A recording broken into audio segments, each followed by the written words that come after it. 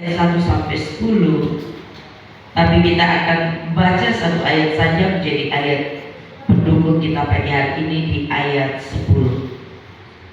Mari semua sudah dapat, kita sama-sama berdiri akan baca satu ayat ini di ayat 10. 3, 2, 1. Karena itu aku senang dan rela di dalam kelemahan, di dalam siksaan, di dalam kesukaran, di dalam penganiayaan dan kesesakan oleh karena Kristus. Sebab jika aku lemah, maka aku kuat. Puji Tuhan, firman Tuhan ini berulang-ulang kali kita dengar, tapi kalau pagi hari ini diperdengarkan kembali kepada kita, Tuhan punya rencana yang indah. Rasul Paulus, saudara, siapa yang tidak kenal rasul yang luar biasa dipakai Tuhan. Bahkan firman Tuhan berkata dia punya sapu tangan taruh di atas orang sakit sembuh, tidak perlu dijamah. Sapu tangan yang mungkin dia lap-lap keringat, dia buang, dia punya air liur atau ingus di situ, saudara, taruh di orang sakit sembuh. Tetapi kalau kita baca pembacaan pagi hari ini, bagaimana Rasul Paulus, saudara, dia dipakai Tuhan secara luar biasa. Ayat 1 berkata begini, aku harus bermegah sekalipun memang hal itu tidak ada faedahnya. Namun demikian aku hendak memberitakan penglihatan-penglihatan dan penyataan-penyataan yang kuterima dari Tuhan. Aku tahu tentang seorang Kristen 14 tahun yang lampau. Entah di dalam tubuh aku tidak tahu, entah di luar tubuh aku tidak tahu. Allah yang mengetahuinya. Aku tidak tahu, Allah yang mengetahuinya. Orang itu tiba-tiba diangkat ke tingkat yang ketiga dari surga. Aku juga tahu tentang orang itu, entah di dalam tubuh, entah di luar tubuh. Aku tidak tahu, Allah yang mengetahuinya.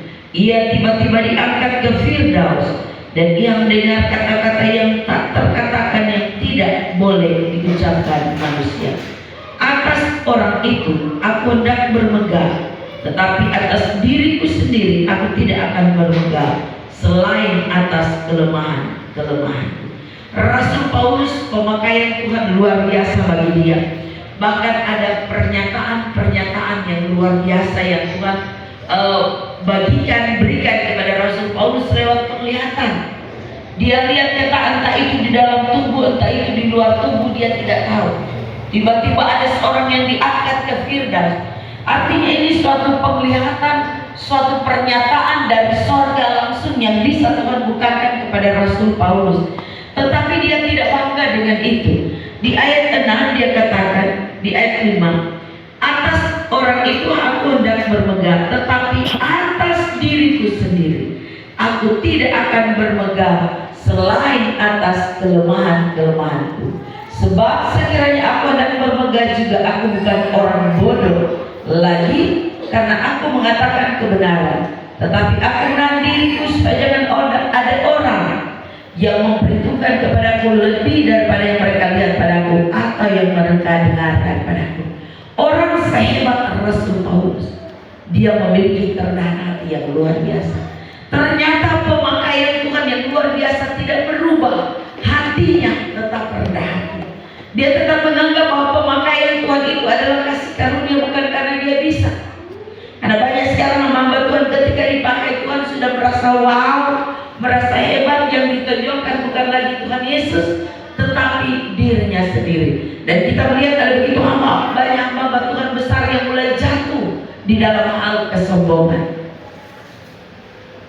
Ayat 7 dia bilang begini, dan supaya aku jangan meninggikan diri karena penyataan-penyataan yang luar biasa itu, maka aku diberikan suatu duri di dalam dagingku, yaitu seorang utusan iblis untuk mengocoh aku, supaya aku jangan meninggikan diri.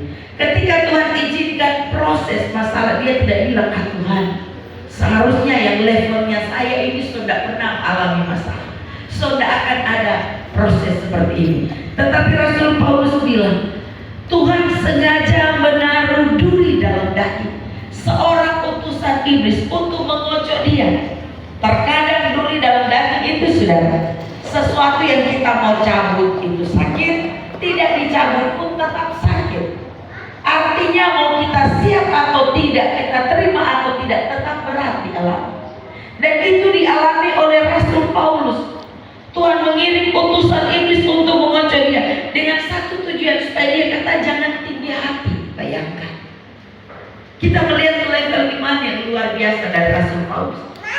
Dia tidak bilang bahwa masalah, bahwa proses itu diizinkan Tuhan. Masa Tuhan tidak lihat saya kalau sapu tangan ini cuma taruh di atas orang sakit sembuh. Masa duri dalam daging dia bilang sudah 3 kali. Berarti dia berusaha berulang-ulang kali minta Tuhan bebaskan, minta Tuhan tolong. Kita berhak meminta. Tapi apa kata firman Tuhan, saudara? Ayat 8. Tentang hal itu aku sudah 3 kali berseru kepada Tuhan supaya utusan itu, iblis itu mundur daripadaku. Tetapi jawab Tuhan kepadaku, cukuplah kasih karuniaku bagimu. Bayangkan, sudah ternyata ada satu proses, ada satu masalah yang Tuhan mau izinkan kepada kita, dan kita tidak bisa lewati itu. Kenapa?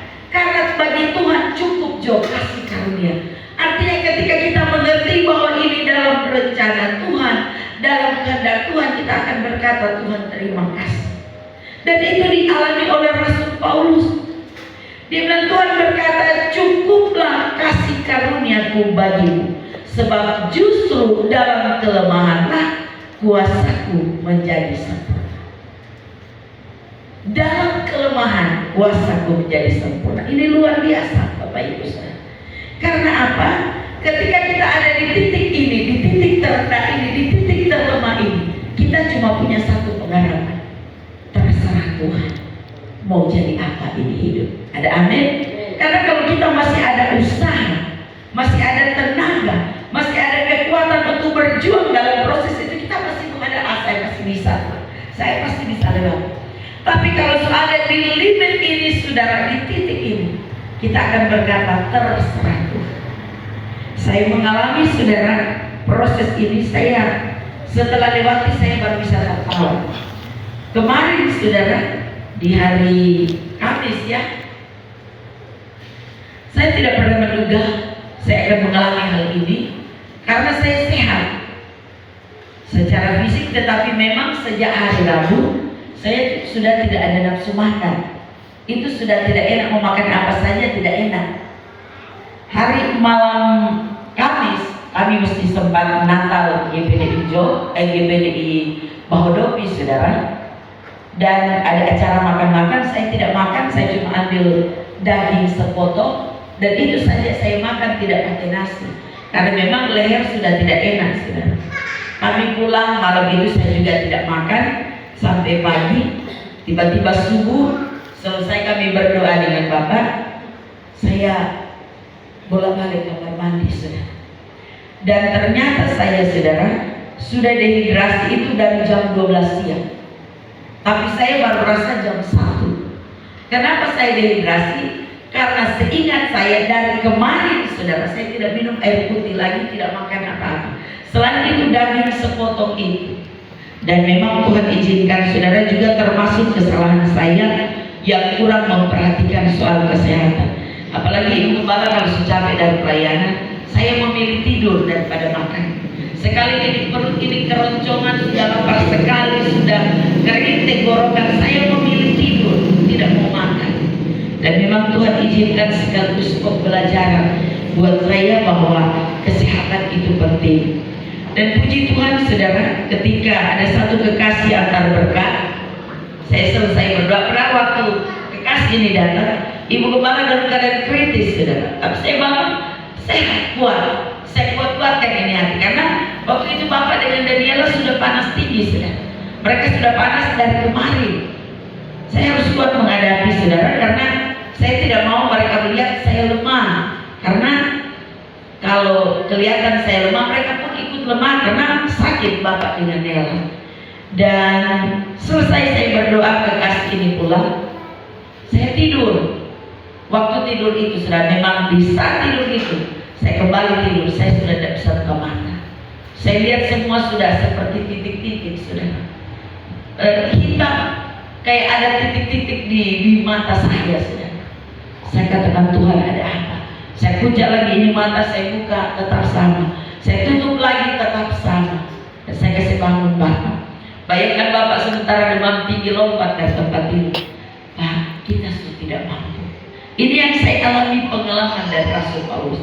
Di saat di titik terendah, di situ kita jadi Tuhan. Saya bilang kepada Bapak, Pak, saya sudah tidak mampu.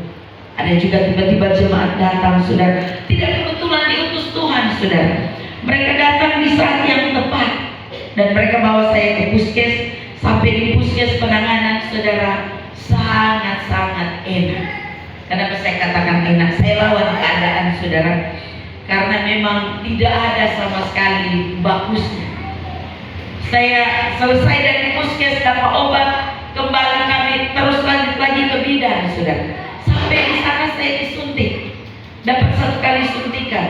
Bidan ini bilang begini, saya masih dengar, dia bilang biasanya orang kalau disuntik ini kalau kena dia tidak bisa bangun, dia tetap tidur karena sakit itu katanya kena. Tapi saya, saudara, selesai disuntik saya langsung bangun. Saya ajak Bapak ke kamar kecil karena sudah sakit sekali perut. Kami pulang, saudara, dapat obat, selesai disuntik pulang. Saya sempat tertidur sampai jam 4 sore.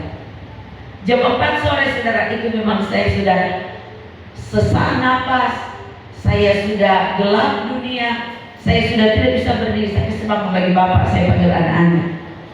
Tolong, Mama memang sudah tidak mampu. Bapak masih sempat berdoa. Dibawalah saya ke klinik, saudara, dan sampai di sana, puji Tuhan, penanganan tidak pernah terlambat karena Tuhan kita memang tidak pernah terlambat. Sekalipun saya pasien umum, penanganan cepat sekali. Dan saya diinfus. Saya katakan kepada anak-anak, berkat di akhir tahun saya dapat berkat diinfus. Umur baru ini rasa jarum suntik, saudara. Dan puji Tuhan, Tuhan itu baik.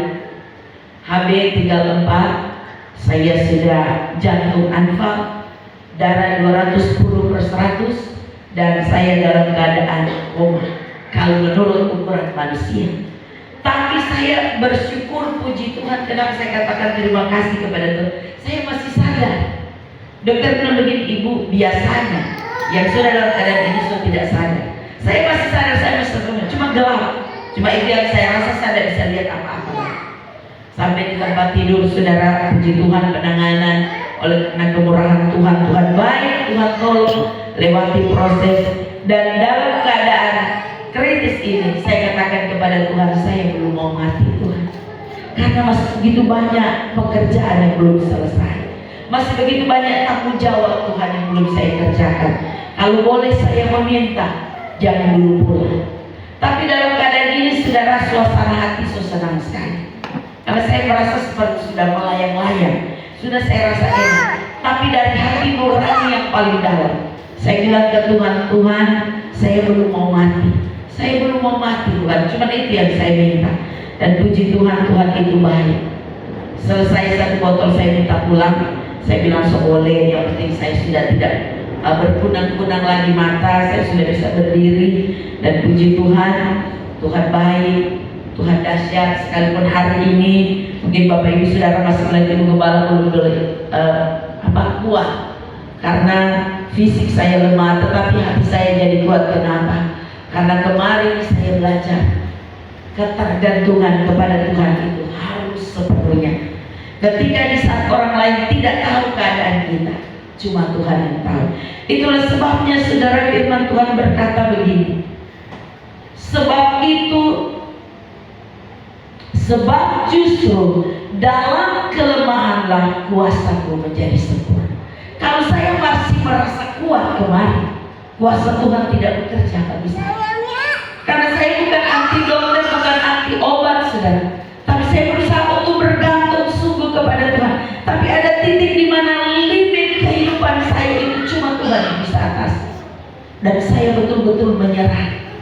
Ketika penanganan medis, saya melihat segala sesuatu itu masih sangat kabur, saudara. Saya katakan, Tuhan, pokoknya dalam hati nurani yang paling dalam saya cuma bilang, Tuhan, saya belum mau mati. Masih masih banyak tugas, Tuhan masih banyak tanggung jawab yang harus saya kerjakan di tahun ini dan tahun depan. Dan puji Tuhan, Tuhan itu baik. Karena itu Bapak Ibu Saudara, kalau kita masih kuat hadapi masalah, kita belum sepenuhnya bergantung kepada Tuhan. Sebab itu firman Tuhan bilang, di saat kita lemah, di situ kita kuat. Karena waktu kita lemah, kekuatan Tuhan yang turun. Sudah bukan lagi kekuatannya kita. Waktu kita tidak berdaya hadapi masalah dan kita mulai menyerah dengan keadaan, tiba-tiba saudara bangkit, itu karena kekuatan Tuhan. Tuhan bilang, ini anak sudah tidak mampu, saya harus impartasikan dia kekuatan. Sebab itu saudara, saya belajar dari Rasul Paulus. Orang ini rendah hati.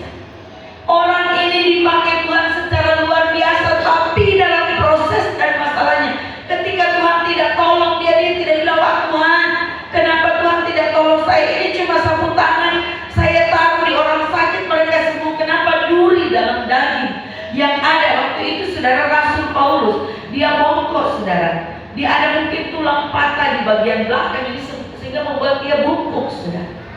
Dan itu dia berulang kali, sampai 3 kali dia minta Tuhan cabut itu duri. Tapi Tuhan bilang, cukup, kasih karunia. Karena apa Bapak Ibu Saudara? Karena itu kita perlu belajar. Apapun masalah kita, seberat apapun tantangan hidup kita, kasih karunia Tuhan lebih dari cukup. Ada amin?